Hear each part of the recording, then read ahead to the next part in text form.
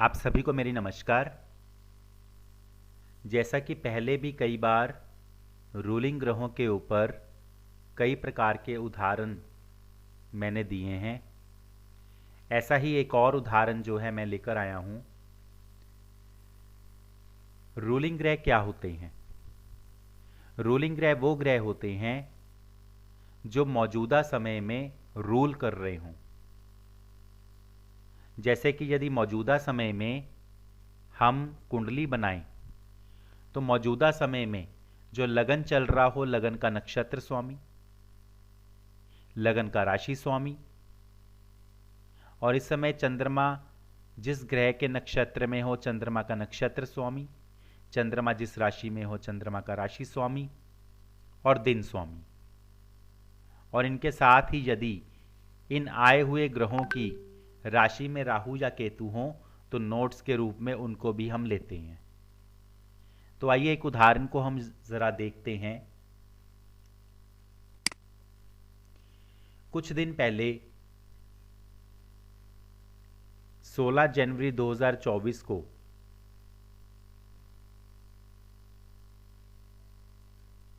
Passport के विषय में यह प्रश्न देखा गया था, जिसमें यह प्रश्न पूछा गया था कि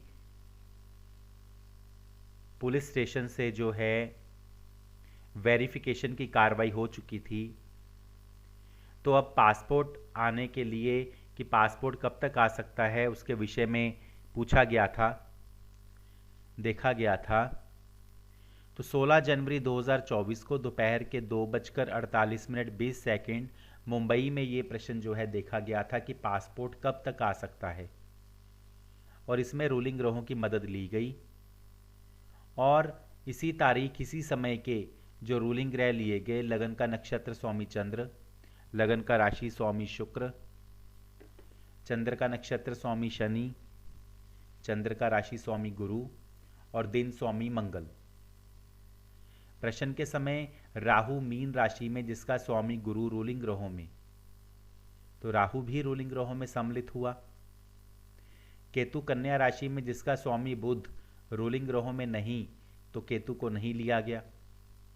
तो रूलिंग ग्रह इस प्रकार से हुए: चंद्र, शुक्र, शनि, गुरु, मंगल और नोट्स के रूप में राहु। अब जैसा कि 16 जनवरी को यह प्रश्न पूछा गया, 2:48 पर यह प्रश्न जो है देखा गया, तो जो लगन बना पहले उस लगन को हम देखते हैं। तो यहां पर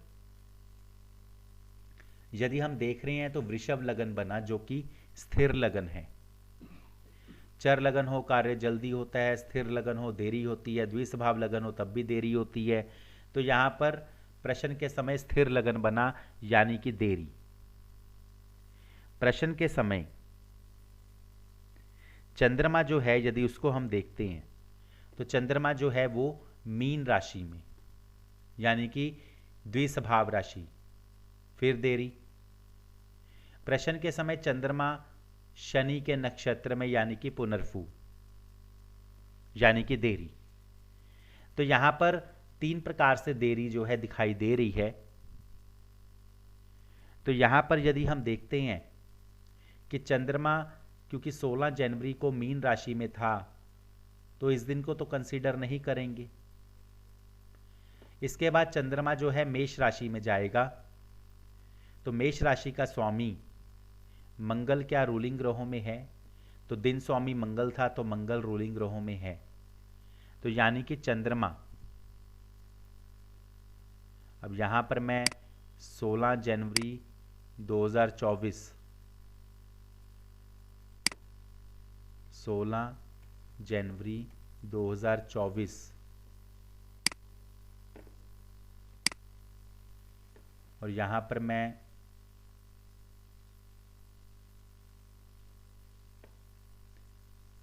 तो 16 जनवरी को चंद्रमा मीन राशि में, तो उस दिन को कंसीडर नहीं करेंगे। उसके बाद 18 जनवरी को चंद्रमा मेष राशि में, मेष राशि का स्वामी मंगल दिन स्वामी के रूप में रूलिंग ग्रहों में मौजूद है। तो ये पहला अपेक्षित काल हुआ। स्थिर लगन और अन्य देरी के कारण इस पहले अपेक्षित काल को छोड़कर आगे बढ़ें तो उसके बाद चंद्रमा जो है वृषभ राशि में 20 जनवरी को, ये दूसरा अपेक्षित काल हुआ जिसको स्टैंड बाय रख रहा हूं, जिसको स्टैंड बाय के तौर पर रख सकते हैं क्योंकि जो देरी थी वो एक नहीं बल्कि 2 से ज़्यादा आ रही थी, इसलिए। इसके बाद चंद्रमा जो है वो मिथुन राशि में 22 जनवरी को, मिथुन राशि का स्वामी बुध रूलिंग ग्रहों में मौजूद नहीं है।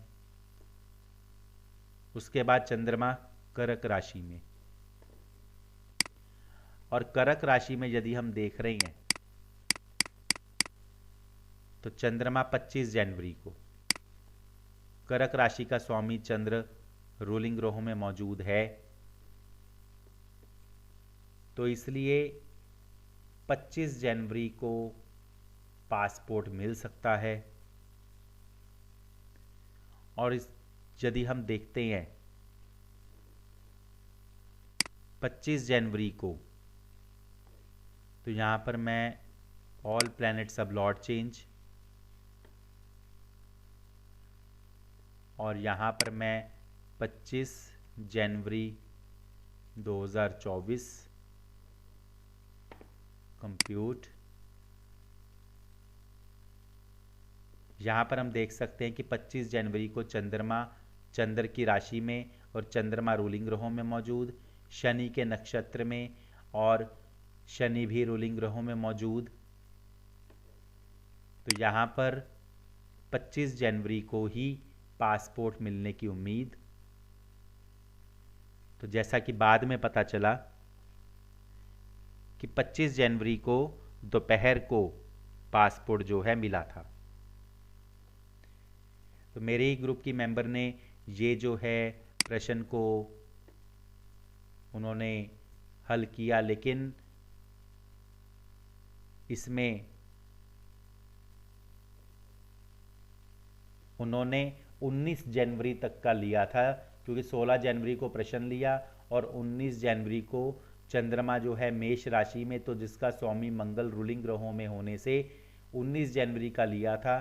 तो तब मैंने उनको ये कहा कि यहाँ पर स्थिर लगन, चंद्रमा का द्विस्वभाव राशि में और चंद्रमा का शनि के साथ संबंध, तो जो अपेक्षित काल हैं जो दिख रहे हैं किसमें हो सकता है, उसमें ना होकर वो अपेक्षित काल छोड़कर आगे बढ़ना होगा और आगे उपयुक्त जो पीरियड लग रहा है जिसमें चंद्रमा का गोचर होगा तभी वो कार्य होगा।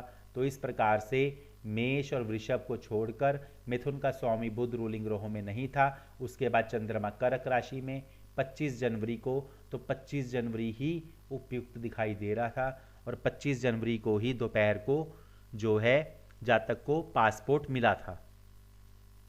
तो इस प्रकार से रूलिंग ग्रह जो कि डिवाइन प्लैनेट होते हैं तो बहुत बार ये हमारी मदद करते हैं।